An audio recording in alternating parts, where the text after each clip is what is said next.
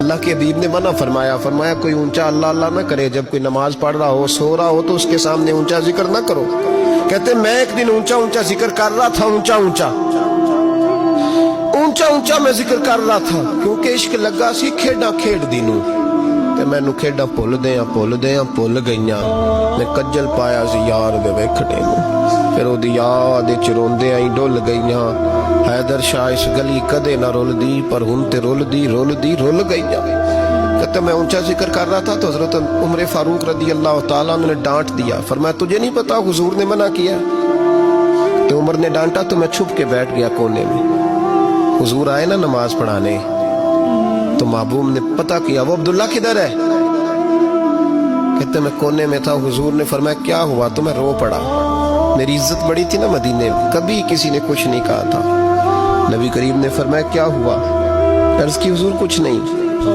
پھر بھی بتاؤ؟ کہتا میں رو پڑا، میں نے کہا یا رسول اللہ میری غلطی تھی تو سیدنا فاروق اعظم نے ڈانٹ دیا ہے۔ فرمایا ہوا کیا؟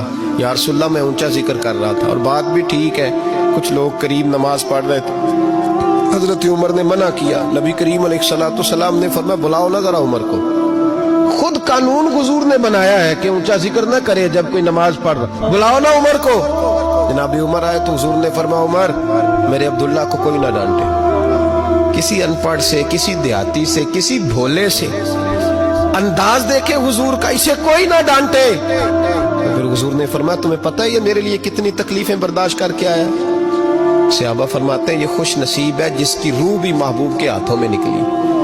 اور جب جنازہ اٹھا تو حضور کی داڑھی سے ہم نے آنسوں کے قطرے ٹپکتے دیکھے۔ مدینے میں رواج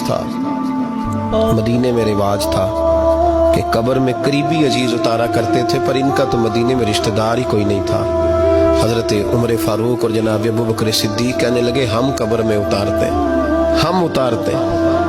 جب ان دونوں نے اٹھایا قبر میں گئے تو کہتے ہیں کمال دیکھو اللہ کے رسول ہم دونوں سے پہلے قبر میں اتر گئے، اور حضور نے یہ البدایہ والنہایہ میں موجود ہے، کب مجھے دو میں قبر میں اتارتا ہوں۔ کہتے ہیں حضور نے تنے تنہا پکڑا، تنے تنہا قبر میں اتارا، پسے مردن فرشتوں نے جو تلاشی لی تو کیا نکلا؟ فقط ایک دل کے گوشے سے خیال مصطفیٰ نکلا۔